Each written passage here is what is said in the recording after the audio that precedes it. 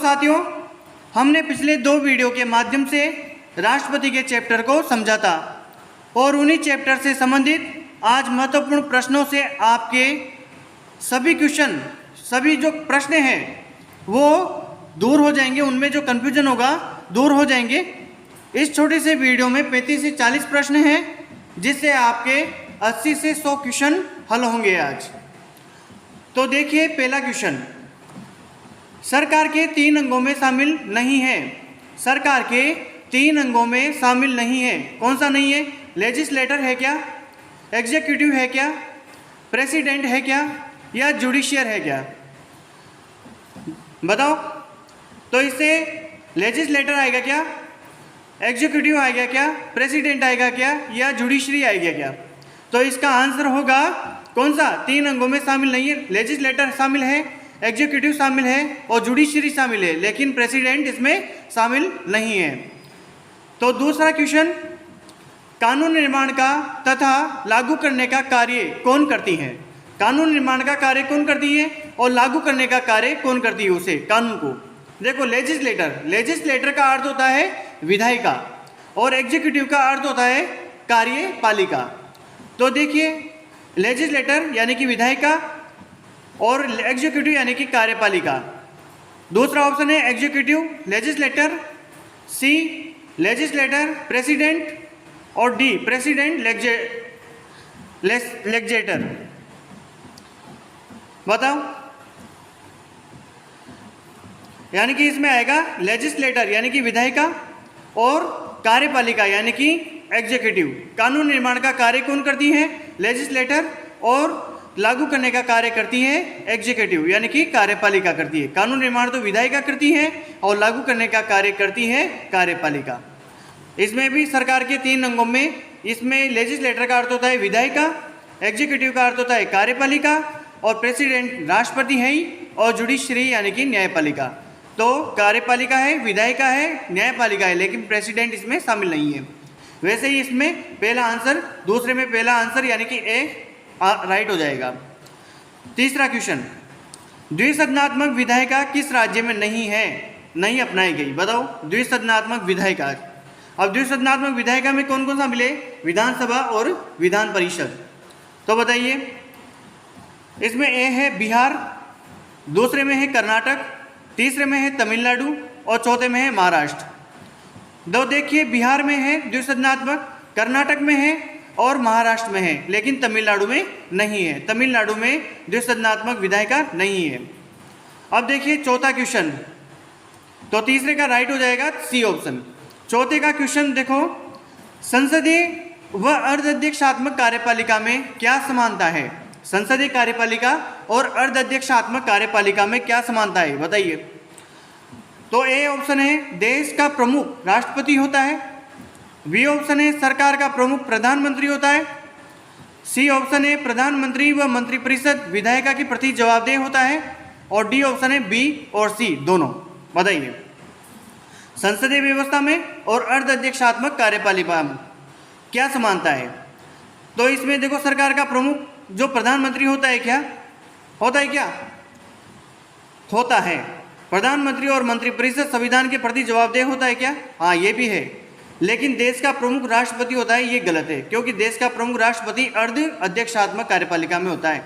इसलिए इसमें D option right हो जाएगा, बी और सी सही है इसमें। अगला देखो क्वेश्चन पांचवा है कि कौन सी कार्यपालिका में सामूहिक नेतृत्व नहीं पाया जाता है? कौन सी कार्यपालिका में सामूहिक नेतृत्व नहीं पाया जाता है? बताइए। तो अर्धाध्यक्षात्मक व्यवस्था में पाया जाता है क्या? हाँ, अध्यक्षात्मक व्यवस्था में नहीं, क्योंकि एक व्यक्ति का नेतृत्व होता है यहाँ पे, क्योंकि अध्यक्षात्मक है, वहाँ पे राष्ट्रपति सब कुछ होता है। और यहाँ पे देखो, यहाँ पे प्रधानमंत्री सरकार का प्रधान होता है, प्रमुख होता है, और संसदीय व्यवस्था में भी सरकार का प्रमुख कौन होता है? प्रधानमंत्री होता है। तो इसमें ए और सी राइट हो जाएगा, यानी कि इसका आंसर होगा डी, ए प्लस सी, ए और सी दोनों। छठवां क्वेश्चन, देश में संवैधानिक प्रमुख और वास्तविक प्रमुख कौन कौन होते हैं? अलग अलग होते हैं या एक ही होते हैं? देखो, भारत में संवैधानिक प्रमुख कौन है? संवैधानिक प्रमुख जो संविधान के से संबंधित प्रमुख है वो कौन है? प्रधानमंत्री है क्या? नहीं। तो ए ऑप्शन गलत हो जाएगा। दूसरे भी गलत हो जाए क्योंकि प्रधानमंत्री है पहले में, तीसरा में राष्ट्रपति और चौथे में भी राष्ट्रपति है, तो ये सही है। देखो वास्तविक प्रमुख कौन है, वास्तविक प्रमुख प्रधानमंत्री है क्या या उपराष्ट्रपति है? उपराष्ट्रपति नहीं आएगा, प्रधानमंत्री होगा, यानी कि सी ऑप्शन इसमें राइट हो जाएगा। अब देखो सातवां क्वेश्चन देखो कि ब्रिटेन में सम्राट जो है वो वंशानुगत होता है, सही है, जबकि भारत में राष्ट्रपति निर्वाचित होता है, ऐसा क्यों? ब्रिटेन में सम्राट वंशानुगत होता है, क्या ब्रिटेन में क्या है ऐसा कि सम्राट वंशानुगत होता है? ब्रिटेन में राजतंत्र है, इसलिए वहाँ पे वंशानुगत होता है, तो ये सही हो जाएगा राजतंत्र। तो इसमें बी गलत है, डी भी गलत है, तो इन दोनों में से ए और सी में से एक आएगा। अब देखो भारत में राष्ट्रपति निर्वाचित होता है क्या? हाँ निर्वाचित होता है, तो क्या कारण इसका? कुलीन तंत्र है क्या? नहीं, गणतंत्र है, इसलिए ए ऑप्शन राइट हो जाएगा। ब्रिटेन में सम्राट वंशानुगत होता है क्योंकि वहाँ राजतंत्र है, और भारत में राष्ट्रपति निर्वाचित होता है क्योंकि यहाँ पे गणतंत्र है। अगला क्वेश्चन 8वां, देखो राष्ट्र की एकता और अखंडता तथा सुदृढ़ता का प्रतीक कौन है? राष्ट्र की एकता, अखंडता और सुदृढ़ता का प्रतीक कौन है? प्रधानमंत्री है क्या? नहीं। राष्ट्रपति है क्या? हाँ, राष्ट्रपति ही इसका आंसर होगा, बी ऑप्शन इसका राइट हो जाएगा। अगला देखो 9वां क्वेश्चन, राष्ट्रपति भारतीय संविधान के कौन से भाग में है बताइए? तो संविधान के में कितने भाग हैं? 22 भाग हैं। अब 22 भागों में कौन से भाग में राष्ट्रपति आता है? संघ सरकार का है राष्ट्रपति या राज्य सरकार का है? संघ सरकार का है। तो संघ सरकार किस में है, कौन से भाग में? तो संघ सरकार का वर्णन है 4A में क्या? नहीं, 4A में मूल कर्तव्य है। 5 में है क्या? हाँ, भाग 5 में संघ सरकार का वर्णन है, इसलिए इसमें बी ऑप्शन राइट हो जाएगा। भाग 6 में राज्य सरकार है और भाग 4 में नीति निदेशक तत्व है। अगला क्वेश्चन देखो 10वां, राष्ट्रपति पर महाभियोग प्रणाली किस देश के संविधान से ग्रहित की गई है? राष्ट्रपति पर जो महाभियोग प्रणाली ली गई है कहाँ से ली गई है? ब्रिटेन से ली गई है क्या? नहीं। फ्रांस से? नहीं। अमेरिका से ली गई? हाँ, अमेरिका से ली गई है। राष्ट्रपति पर महाभियोग जो प्रणाली है वो अमेरिका से ली गई है, सी ऑप्शन राइट हो जाएगा। अब देखिए अनुच्छेद का मिलान करना है इसका। देखो ए में है 54, तो अनुच्छेद 54 में क्या है? अनुच्छेद 54 में राष्ट्रपति का निर्वाचक मंडल, तो निर्वाचक मंडल किस में है भाई? स में, तो निर्वाचक मंडल में स, ए में हो जाएगा स। 54 में, अनुच्छेद 54 में राष्ट्रपति का निर्वाचक मंडल है। बी में देखो 56 में क्या है भाई? 56 में क्या है?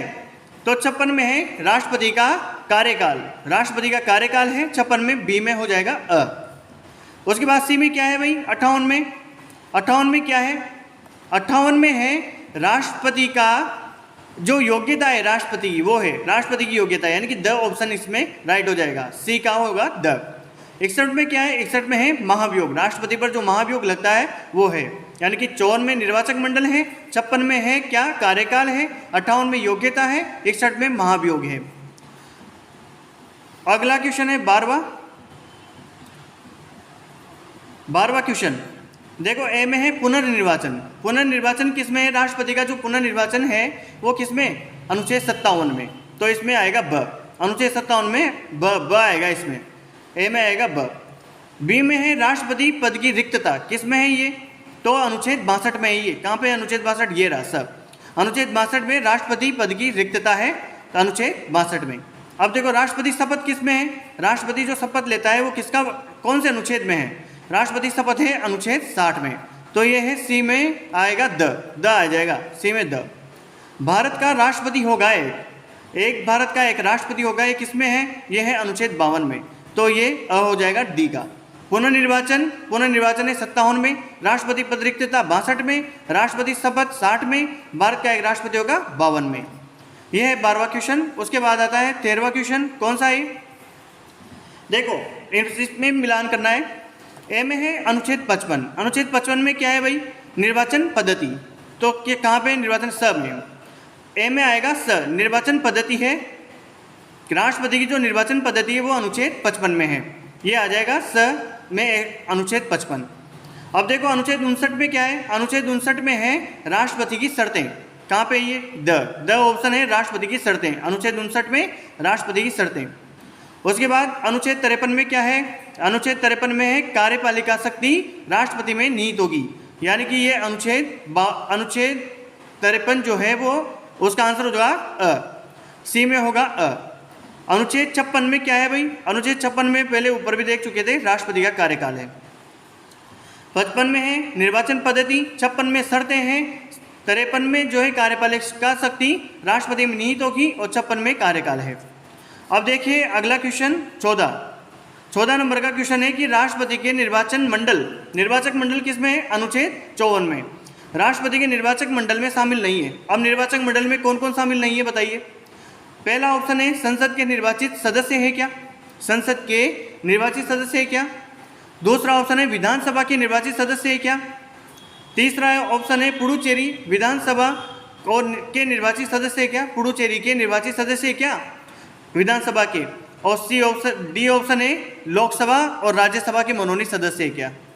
तो इसमें देखो ए ऑप्शन भी राइट है, क्योंकि नहीं पूछा है अपन को, इसलिए ए ऑप्शन भी राइट है। निर्वाचित सदस्य हैं, विधानसभा के भी निर्वाचित सदस्य आएंगे, पुडुचेरी के भी निर्वाचित सदस्य, पुडुचेरी केंद्र शासित प्रदेश है, दिल्ली भी शामिल है इसमें, जम्मू कश्मीर भी शामिल है, इसलिए जम्मू कश्मीर, दिल्ली और पुडुचेरी विधानसभा निर्वाचित सदस्य आएंगे। ये तीनों ऑप्शन ए, बी और सी तो सही है, लेकिन डी ऑप्शन जो इसमें गलत है, निर्वाचक मंडल में लोकसभा और राज्यसभा का मनोनीत सदस्य शामिल नहीं होते हैं, तो डी ऑप्शन इसका राइट हो जाएगा। अगला क्वेश्चन है 15 नंबर का है राष्ट्रपति निर्वाचन पद्धति है। निर्वाचन पद्धति किसमें है बताओ? निर्वाचन पद्धति है अनुच्छेद 55 में। निर्वाचन पद्धति है कौन सी है भाई? खुला मतदान पद्धति है क्या? गुप्त मतदान पद्धति है क्या? एकल संक्रमणीय मत प्रणाली है क्या? या डी ऑप्शन में बी और सी दोनों है क्या? तो इसमें देखो खुला मतदान पद्धति नहीं है, खुला मतदान पद्धति नहीं है, तो ये ए ऑप्शन गलत हो जाएगा इसमें। बी ऑप्शन गुप्त मतदान है क्या? हाँ गुप्त मतदान है। और एकल संक्रमणीय मत पद्धति है क्या? हाँ ये भी है, तो डी ऑप्शन इसका राइट हो जाएगा, बी और सी। बी और सी आनुपातिक प्रतिनिधित्व की एकल संक्रमणीय मत प्रणाली तथा गुप्त मतदान के द्वारा राष्ट्रपति का चुनाव निर्वाचन होता है, यानी कि बी और सी सही है। उसके बाद आता है 16 क्वेश्चन नंबर 16, चुनाव कोटा निकालने का सूत्र बताइए। चुनाव कोटा निकालते हैं तो उसका सूत्र क्या है भाई? कुल डाले गए मत अपॉन 1+1। बी में है कुल डाले गए मत अपॉन 1+1+1। उसके बाद सी में है कुल डाले गए वेद मत अपॉन 1+1 और भागफल में एक और जोड़ देंगे इसमें। और डी में है डाले गए वेद मत अपॉन 1+1। बताइए कुल डाले गए, इसमें आएगा सी ऑप्शन, कुल डाले गए वेद मत अपॉन 1+1+1, ये सी ऑप्शन इसमें राइट हो जाएगा। चुनाव कोटा निकालने का सूत्र है सी, ऑप्शन सी। उसके बाद आएगा 17 क्वेश्चन, राष्ट्रपति निर्वाचन जो विवाद हो जाते हैं, राष्ट्रपति का जो निर्वाचन होता है उसमें जो विवाद हो जाते हैं, उन विवादों की जांच कौन करता है और उसका निपटारा कौन करता है? चुनाव आयोग करता है क्या? नहीं करता है, चुनाव आयोग नहीं करता है। संसद करती है क्या? नहीं, संसद भी नहीं करती है। सर्वोच्च न्यायालय करता है क्या? हाँ, सर्वोच्च न्यायालय करता है। सी ऑप्शन इसका राइट हो जाएगा 17 में, ऑप्शन सी। अब देखो 18वां क्वेश्चन, राज्य विधायक का मत मूल्य निकालना हो तो कौन सा सूत्र लगेगा? बताइए। पहला ऑप्शन है इसमें विधानसभा कुल सदस्य संख्या अपॉन निर्वाचित सदस्य इंटू 1000। विधानसभा की कुल सदस्य संख्या अपॉन निर्वाचित सदस्य।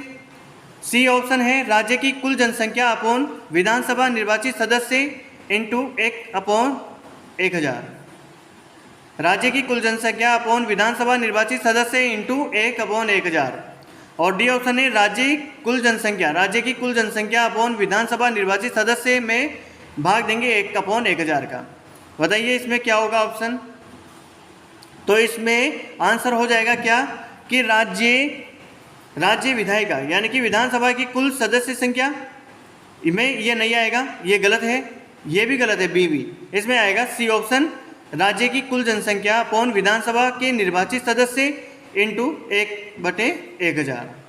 राज्य की कुल जनसंख्या विधानसभा निर्वाचित सदस्य इंटू 1/1000, ये आएगा इसमें सी ऑप्शन राइट हो जाएगा। राज्य की कुल जनसंख्या बटे विधानसभा निर्वाचित सदस्य इंटू 1/1000, सी ऑप्शन राइट होगा 18 का। उसके बाद आएगा 19वां, संसद निर्वाचित सदस्य, संसद का जो निर्वाचित सदस्य है उनका मत मूल्य निकालना हो तो कौन सा सूत्र लगेगा? तो ए ऑप्शन ए में क्या है कि संसद के कुल निर्वाचित सदस्य बटे 1+1 में जोड़ देंगे 1, भागफल में जोड़ देंगे 1, ये होगा। बी में क्या है कि संसद के सदस्यों की कुल संख्या बटे 1000, और सी में है विधानसभाओं के सदस्यों के मतों का कुल मूल्य बटे संसद निर्वाचित सदस्यों की कुल संख्या, और कोई नहीं। तो ए ऑप्शन हो गया क्या? नहीं। बी होगा क्या? नहीं, सी होगा इसमें, यानी कि 19 में सी हो जाएगा, विधानसभा के सदस्यों के मतों का कुल मूल्य बटे संसद निर्वाचित सदस्यों की कुल संख्या में जो विधानसभा के कुल सदस्य के मतों का जो कुल मूल्य आता है, सभी विधानसभाओं, भारत की सभी विधानसभाओं के जो सदस्य हैं उनके मतों का मूल्य में भाग देंगे किसका? संसद के निर्वाचित सदस्यों की कुल संख्या का भाग देंगे। तो ऑप्शन सी इसमें राइट हो जाएगा। अब 20वां क्वेश्चन है, राष्ट्रपति की योग्यता नहीं है। कौन सी योग्यता नहीं है राष्ट्रपति की? 30 वर्ष की आयु पूर्ण कर चुका हो, लोकसभा सदस्य बनने की योग्यता रखता हो, लाभ के पद पर ना हो, या दिवालिया पागल ना हो। बताइए कौन सा है? तो इसमें देखो सही ऑप्शन कौन से? लोकसभा सदस्य की बनने की योग्यता रखता हो, हाँ ये सही है।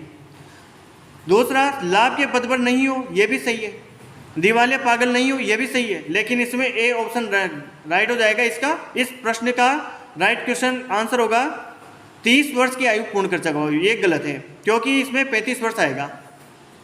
तो इसका 20 नंबर के क्वेश्चन का ए ऑप्शन राइट हो जाएगा। अब देखो 21वां क्वेश्चन। 21वां क्वेश्चन है, 1997 से पहले राष्ट्रपति चुनाव हेतु कितने प्रस्तावक, कितने अनुमोदक तथा राशि की जरूरत थी? 1997 से पहले राष्ट्रपति का जो चुनाव होता था उसमें कितने प्रस्तावक और कितने अनुमोदक तथा कितनी राशि जमानत के रूप में जमा करानी पड़ती थी?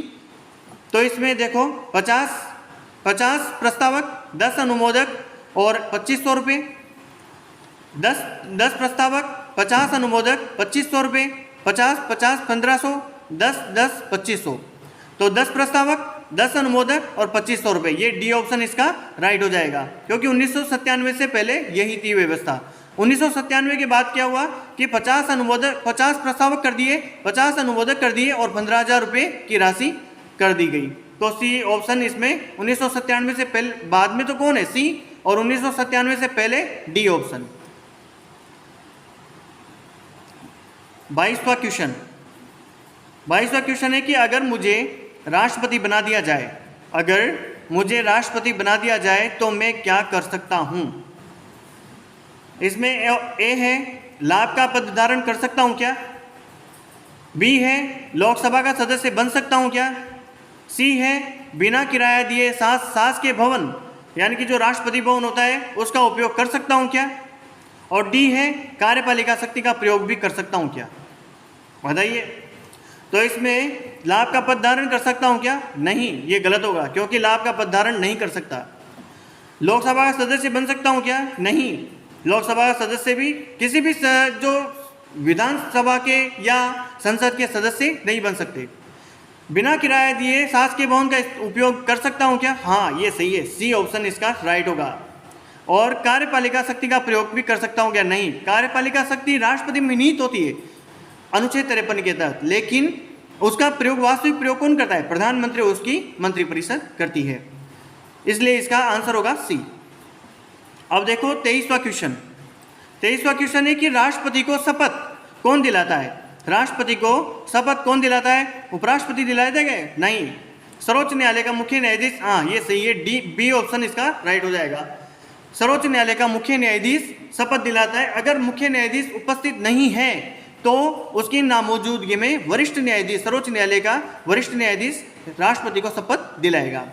तो 23वें क्वेश्चन में बी ऑप्शन राइट हो जाएगा। अब देखो 24वां क्वेश्चन। 24वां है कि राष्ट्रपति पर महाभियोग प्रस्ताव कौन से सदन में पेश किया जाता है? जो महाभियोग प्रस्ताव लाया जाता है राष्ट्रपति के ऊपर, तो कौन से सदन में पेश किया जाता है? लोकसभा में, राज्यसभा में, ए और बी दोनों में, या फिर विधानसभा में? बताइए। तो ए नहीं, ए आएगा क्या? हाँ ए आएगा। बी भी आएगा तो इसमें ए और बी सही हो जाएगा, क्योंकि संसद के किसी भी सदन में महाभियोग प्रस्ताव पेश किया जा सकता है, लाया जा सकता है। सी ऑप्शन राइट हो जाएगा इसका 24वें में। अब देखिए 25वां क्वेश्चन। 25वां क्वेश्चन है कि राष्ट्रपति महाभियोग प्रक्रिया राष्ट्रपति की जो महाभियोग प्रक्रिया है उसमें कौन भाग लेते हैं? राष्ट्रपति की महाभियोग प्रक्रिया में कौन कौन भाग लेते हैं? देखो पहला ऑप्शन है संसद के निर्वाचित सदस्य और मनोनीत सदस्य भाग लेते हैं क्या? बी में है विधानसभा सदस्य, सी में है विधान परिषद के सदस्य और डी में है ए, बी और सी तीनों। तो देखिए इसमें ए ऑप्शन है संसद के निर्वाचित सदस्य व मनोनीत सदस्य भाग लेते हैं। हाँ ये सही है, संसद यानी कि लोकसभा और राज्यसभा के निर्वाचित सदस्य भी और मनोनीत सदस्य दोनों भाग लेते हैं। विधानसभा के सदस्य इसमें न तो निर्वाचित और न ही मनोनीत, दोनों भाग नहीं ले सकते। विधानसभा या विधान परिषद दोनों भाग नहीं ले सकते इसमें महाभियोग प्रक्रिया में भाग नहीं ले सकते। इसलिए ए ऑप्शन इसका राइट हो जाएगा, संसद के निर्वाचित सदस्य व मनोनीत सदस्य इसमें भाग लेते हैं। देखिए जब राष्ट्रपति का जो चुनाव निर्वाचन होता है तब मनोनीत सदस्य भाग नहीं लेते हैं, संसद के निर्वाचित सदस्य ही भाग लेते हैं और विधानसभा सदस्य भी भाग लेते हैं, लेकिन विधान परिषद के सदस्य वहां भाग नहीं लेते थे, इसलिए ए ऑप्शन इसका राइट हो जाएगा। अब देखो 26वां क्वेश्चन। 26वां क्वेश्चन है कि मिलान करना है। देखो अनुच्छेद 155 में क्या है? अनुच्छेद 155 में है राज्यपाल की नियुक्ति, तो इसमें ए में आएगा ब। अनुच्छेद 155 में राज्यपाल की नियुक्ति का वर्णन है। अनुच्छेद 77 में क्या है? सरकार के समस्त कार्य राष्ट्रपति के नाम से किए जाते हैं, तो बी में आएगा स। बी में क्या आएगा? स। और 75 में क्या है? 75 में है प्रधानमंत्री और अन्य मंत्रियों की नियुक्ति राष्ट्रपति करेगा, तो सी में अ आएगा। 155 में तो राज्यपाल की नियुक्ति, 77 में राष्ट्रपति के नाम से कार्य किए जाते हैं और 75 में आएगा प्रधानमंत्री और अन्य मंत्रियों की नियुक्ति, तो इसमें सी में आएगा अ। 77 में इसमें बी में आएगा स, 155 यानी कि ए में आएगा ब। 26वां क्वेश्चन था ये। उसके बाद आता है 27वां क्वेश्चन। देखो 27वां क्वेश्चन क्या है कि भारतीय चुनाव आयुक्त की नियुक्ति कौन करता है? भारतीय चुनाव आयुक्त की नियुक्ति कौन करता है बताइए। भारतीय चुनाव आयुक्त की नियुक्ति प्रधानमंत्री करता है क्या? नहीं, प्रधानमंत्री नहीं करता है। राष्ट्रपति करता है? हाँ राष्ट्रपति करता है। जो चुनाव आयुक्त होता है भारतीय, वो उसकी नियुक्ति कौन करता है? राष्ट्रपति करता है। महानियंत्रक है, महालेखा परीक्षक है, इन सब की नियुक्ति कौन करता है? राष्ट्रपति ही करता है, तो इसमें बी ऑप्शन राइट हो जाएगा। 28वां क्वेश्चन है कि लोकसभा का विघटन करने का अधिकार किसको है? लोकसभा का जो विघटन किया जाता है वो किसको अधिकार है? प्रधानमंत्री को है क्या लोकसभा का विघटन करने का अधिकार? नहीं है। लोकसभा अध्यक्ष को है क्या? नहीं है। राष्ट्रपति को है। लोकसभा का विघटन राष्ट्रपति कर सकता है, तो इसमें सी ऑप्शन राइट हो जाएगा। संसद की बैठक बुलाना, सत्र अवसान करना, ये सब राष्ट्रपति करता है। लोकसभा का विघटन भी कौन करता है? राष्ट्रपति ही करता है। सी ऑप्शन राइट हो जाएगा। उसके बाद आएगा 29वां क्वेश्चन। साधारण विधेयक पर असहमति होने पर राष्ट्रपति दोनों सदनों की संयुक्त बैठक बुलाता है। तो पहला क्वेश्चन तो ये हो गया, साधारण विधेयक की असहमति पर बैठक कौन बुलाता है? राष्ट्रपति बुलाता है। और उसकी अध्यक्षता कौन करता है? जो संयुक्त बैठक बुलाई जाती है उसकी अध्यक्षता कौन करता है? राष्ट्रपति करेगा क्या? नहीं करेगा। उपराष्ट्रपति करेगा? नहीं करेगा ये भी। तो सी ऑप्शन राइट हो जाएगा, क्योंकि लोकसभा अध्यक्ष उसकी बैठक की अध्यक्षता करता है, तो सी ऑप्शन राइट हो जाएगा। अब देखो 30वां क्वेश्चन। 30वां क्वेश्चन है राष्ट्रपति राज्यसभा में 12 सदस्यों को मनोनीत करता है। हाँ करता है। इन्हें किसका ज्ञान होता है? किसका ज्ञान होना चाहिए? जिनको ये राष्ट्रपति 12 सदस्यों को मनोनीत करता है उनको किस क्षेत्र का ज्ञान होना चाहिए? साहित्य के क्षेत्र का, विज्ञान के क्षेत्र का, समाज सेवा के क्षेत्र का, ए और बी दोनों का, या फिर ए बी और सी तीनों का। तो साहित्य में भी विशेष ज्ञान रखने वाले, विज्ञान में विशेष ज्ञान रखने वाले और समाज सेवा में विशेष ज्ञान रखने वाले, तीनों ज्ञान होना चाहिए। यानी कि साहित्य के क्षेत्र में, विज्ञान के क्षेत्र में, समाज सेवा के क्षेत्र में। तो ऑप्शन नंबर ई इसका राइट आंसर हो जाएगा। 30 में ई। 31वां क्वेश्चन है कि कौन से संशोधन द्वारा राष्ट्रपति द्वारा 2 आंग्ल सदस्यों के लोकसभा में मनोनयन को निरस्त कर दिया गया? राष्ट्रपति जो 2 आंग्ल भारतीय सदस्यों को मनोनीत करता था किसमें, लोकसभा में, तो उसको कौन से संशोधन द्वारा निरस्त कर दिया गया? 103वें संविधान संशोधन, 104वें संविधान संशोधन, 99वें या 102वें?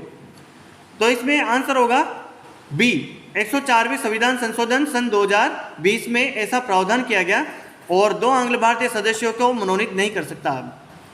इसलिए लोकसभा में पहले 552 सीटें थी अधिकतम, अब 550 रह गई। अब देखो 32वां क्वेश्चन।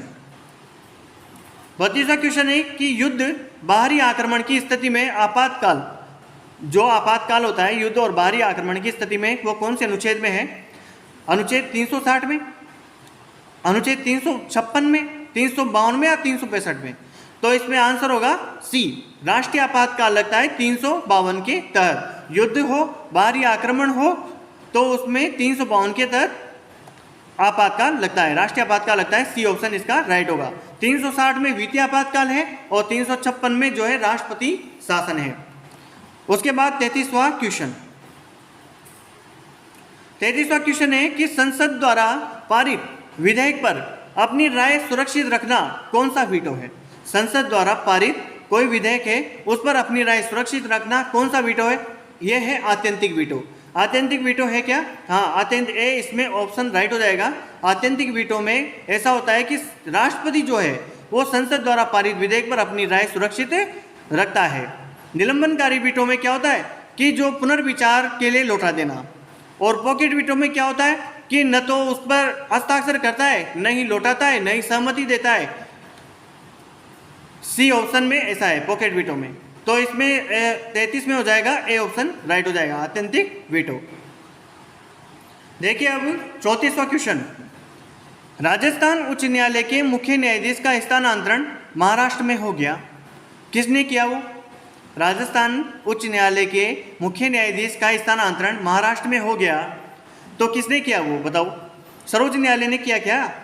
नहीं, राष्ट्रपति ने किया। हाँ, ये सही है, बी ऑप्शन इसका राइट हो जाएगा, राष्ट्रपति ने ही स्थानांतरण किया उसका, बी ऑप्शन। यानी कि स्थानांतरण कौन कर सकता है? न्यायाधीशों का, उच्च न्यायालय के जो मुख्य न्यायाधीश या अन्य न्यायाधीशों का स्थानांतरण कौन कर सकता है? राष्ट्रपति। अपने है 35वां क्वेश्चन। राष्ट्रपति की जो समाधान की शक्ति है वो कौन से अनुच्छेद में है? अनुच्छेद 71 में, अनुच्छेद 71 बी में, 72 में या 73 में? बताइए। अनुच्छेद 72 में। अनुच्छेद 72 में जो है राष्ट्रपति की समाधान शक्ति है, सी ऑप्शन इसका राइट हो जाएगा। 36वां क्वेश्चन है कि वार्षिक वित्तीय विवरण यानी कि बजट कौन संसद में रखवाता है? वार्षिक वित्तीय विवरण बजट जो है वो कौन संसद में रखवाता है? प्रधानमंत्री? नहीं, प्रधानमंत्री नहीं रखवाता। सी डी बी में है राष्ट्रपति। हाँ, राष्ट्रपति वार्षिक वित्तीय विवरण बजट को संसद में रखवाता है। कौन? राष्ट्रपति रखवाता है। उसके बाद यानी कि इसमें 36 में हो जाएगा बी ऑप्शन राइट। 37वां क्वेश्चन। अब देखिए 37वां क्वेश्चन क्या है? जो समाधान की शक्ति थी राष्ट्रपति की, उससे संबंधित है ये। देखिए लघुकरण क्या होता है? लघुकरण क्या है? इसमें से लघुकरण क्या है? यानी कि लघुकरण क्या है भाई? परिहार क्या है? विराम क्या है? और प्रविलंबन क्या है? बताइए। लघुकरण, लघुकरण है दंड का स्वरूप बदलकर कम करना, दंड का स्वरूप बदलकर कम करना। ये इसमें ए में क्या होगा? ये स में होगा, यानी कि ए में स होगा। लघुकरण है दंड का स्वरूप बदलकर, दंड का स्वरूप बदलकर क्या कर देना? कम करना, सजा को कम करना। तो इसमें जैसे है मृत्युदंड को कठोर कारावास में बदलना, स ऑप्शन होगा इसमें। लघुकरण में स ऑप्शन। उसमें परिहार, परिहार क्या है? दंड की प्रकृति में परिवर्तन नहीं करके अवधि को कम करना, जैसे 2 साल की अवधि को 1 साल कर देना। परिहार में क्या है? दंड की प्रकृति को में परिवर्तन नहीं करके क्या कर देना? अवधि को कम कर देना। यानी कि इसमें द ऑप्शन बी में होगा, द ऑप्शन। परिहार में द ऑप्शन द। उसके बाद विराम क्या है? विराम, विराम क्या है? यानी कि विराम है सजा विशेष परिस्थितियों में कम करना, सजा को विशेष परिस्थितियों में कम करना। ब ऑप्शन सी में आएगा, ब ऑप्शन। विराम में ब। प्रविलंबन क्या है? प्रविलंबन, प्रविलंबन में आएगा कि दंड पर अस्थायी रोक लगाना। अस्थायी रोक लगाना, जैसे विशेषकर मृत्युदंड में। सजा विशेष परिस्थितियों में कम करना, जैसे शारीरिक अपंगता हो। उसके बाद दंड का स्वरूप बदलकर कम कर देना, यानी कि जैसे सजा के जैसे मृत्युदंड को कठोर कारावास में बदलना, और सजा की प्रकृति में परिवर्तन ना कर अवधि को कम करना, जैसे 2 साल का 1 साल कर देना। तो लघुकरण में कौन सा आएगा? लघुकरण में आएगा स, परिहार में आएगा द, विराम में आएगा क्या? विराम में आएगा ब, और प्रविलंबन में आएगा अ। तो ये था 37वां क्वेश्चन, लास्ट क्वेश्चन था।